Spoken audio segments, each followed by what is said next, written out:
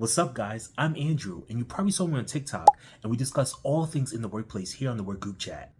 Oh, and today, we're actually going to react to being quiet in the workplace. I worked as a recruiter in corporate America for about 10 years, so at the end of each video, I'm just going to give my opinions and thoughts at the end. I will also be tagging the creators in the comments below, so be sure to follow them and check out my ebook. I offer additional tips on how to thrive in any workplace. Let's get started. As a quiet person, I just want to set the record straight. A lot of the times, people always tell me oh, you should speak up, you should talk more, especially at work, you know? It doesn't benefit you to be someone that's quiet. But when I do say something, I try to be as impactful with what I say, so it matters. But because I'm quiet, people think that I actually have a lot to say, but I just don't say it because I'm shy or just quiet or not used to talking out loud. But the truth is, I don't have anything to say. There is nothing going in my mind, so that's why I'm not saying anything. My brain is just not there, you know? And that might be some of my ADHD talking, but sometimes, 90% of the times, the reason why I'm not saying anything is because I got no thoughts. And I know a lot of people find it mysterious or like, oh, what's going on behind his head? But I'm just trying not to make myself look like a dumbass, because I know that if I do speak up and have no thoughts behind and just yap to yap, I'm going to sound like a dumbass. Wow, so he definitely made some valid points. Typically in the workplace, when you are quiet or more introverted, when you do finally speak up, people are listening. They want to know what's going on. So he definitely hit some key points on that. So I agree with that. He also made a point that being quiet doesn't necessarily benefit you in the workplace. However, we have to understand the workplace itself has been created for extroverts. But when you do speak, you could definitely use it to your advantage. But let's move on to the next video. So a young lady reached out to me the other day, and she told me that she's being singled out simply because she's quiet. That's right. You see, she says that she's very cordial towards her coworkers, but she doesn't get caught up in all the conversations, all the gossip. She simply goes to work, does her job, and goes home. But that apparently is a problem with regards to the department that she works in. So let me tell you a little bit something about that. When people are quiet, that disturbs people who operate in a toxic work culture. See, people want to be all in your business. They want to know what you did last night. They want to know if you're married, if you got kids, where you live. That way, the more information they have on you, the more information they can use against you. So the issue isn't not necessarily that she's quiet. The issue is that in her quietness, that she's not sharing her business. And I tell you guys this all the time. Keep your personal business personal. Yes, human resources has your information. If people want to find out about you, they can. However, you going to work, doing your job, and peace should be the goal. But if you're operating in a space where it's toxic, and you know that one of the requirements is for you to have conversations, do that, but do it at a minimum. And I know you guys are thinking, I'm darned if I do and I'm darned if I don't. Yes, that's so true if you're operating in a toxic work environment. But that's just something to keep in mind. So to my quiet ones out there, yeah, you can still go to work, do your job and be quiet, but have a conversation every now and again. Go to the coffee machine, do what you got to do. I know it's BS, but if you want to prevent yourself from being singled out, that's one of the ways to do it. Unfortunately, that's how the game is played, and sometimes you just got to play the game. So I hope this information helps one out there. I'm Kristen Peoples with BostonCulture.org. Bye. That is 100% facts. You will be singled out if you do choose to remain quiet, but always keep that in mind. These people at work also cherish the small talk, so asking them how they doing every now and then, it does a lot, just like said in the video. But let's get right into the next one. This is for the younger people, solely for the young people, or it could be the older people too who don't know what's going on in the workplace. But I want to let you know, if you're antisocial or you're an introvert and you're going to be working in an environment with a lot of people or customer service, I'm here to tell you that you're about to have a hard time. See, when you're quiet, people is going to conjure up things about you. You're going to have the ones who think that you're mean. You're going to have the ones who think that you're weird. You're You have the ones that think that you're too good. And if most antisocials, they kind of sit back and watch a lot of stuff and know the type of people that they want to associate themselves with. So if you're that type of person and you know that you don't do drama and you sitting back and watching people in a workplace, because most workplaces are drama and there's a lot of toxicness, and if you're not that type of person, then most likely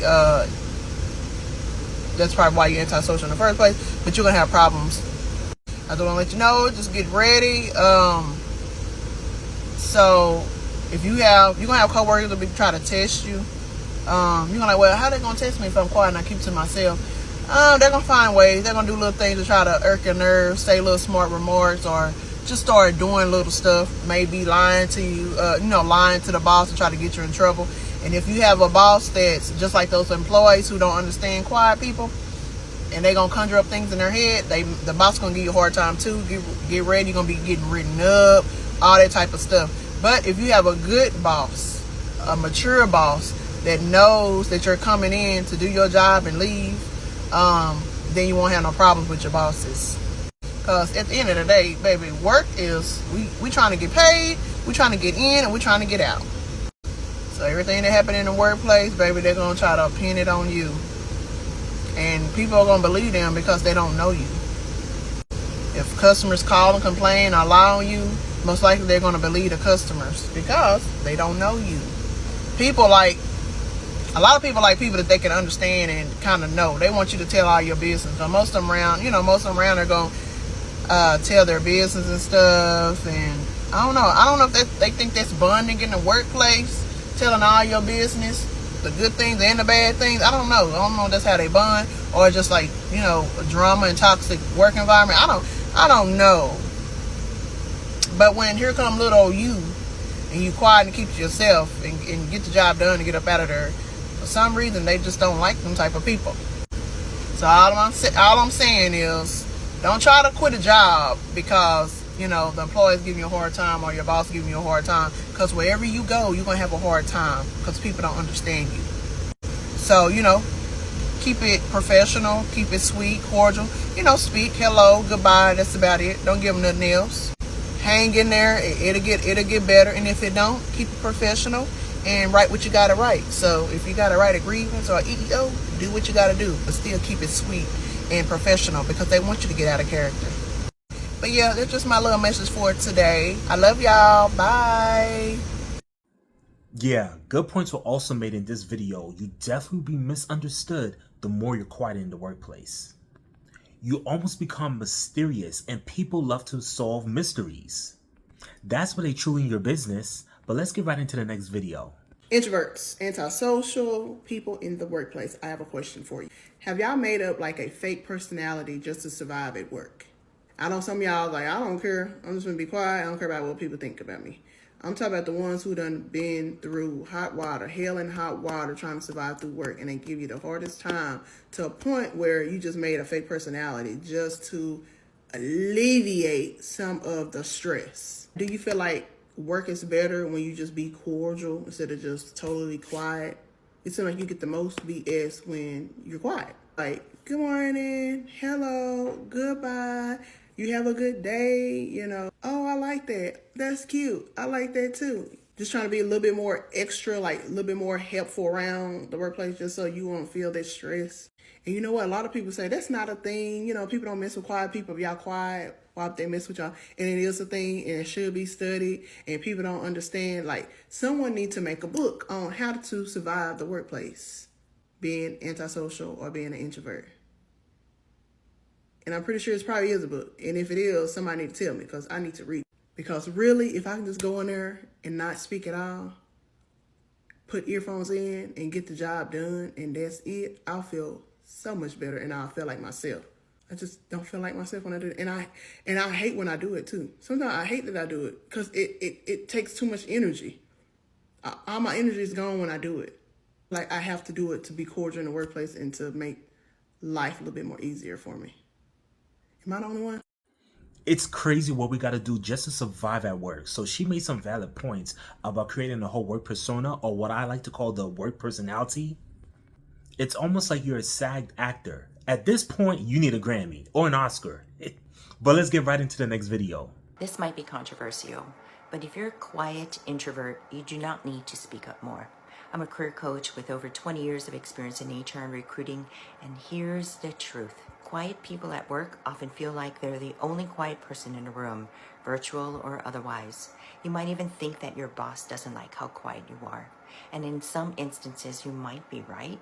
But if you're worried that being quiet at work is hurting your career, here are the 3 things you actually need to do. 1, check in with your boss. Ask them when they expect you to contribute. There are probably some meetings when you've been invited to just listen and it's perfect. Save your energy, listen, take notes, apply what you've learned. That way when you're expected to contribute, your opinion, your social energy stores are saved up and you're ready to go. 2, you don't need to be friends with all of your coworkers. Think about the key people that you want on your side and commit to learning more about them. You don't even need to talk all that much. Just ask some questions to help start building rapport and relationships. Number 3, if you worry that someone else will ask you a question during a meeting that you've been invited to just listen, then do this. Before the meeting, write down 1 thing you want them to know and 1 thing you want them to feel. Write it down, keep it handy, just in case, so that you feel confident you have something to contribute if called upon. Follow me for more life work tips, and good luck. Wow, that was pretty helpful, and shout out to her. I love to see a fellow recruiter in the game. So I hope you guys enjoy these videos, and let me know what you guys like to see next. Also, be sure to like, be sure to share. We ain't going nowhere. This is the Work Group Chat. Peace.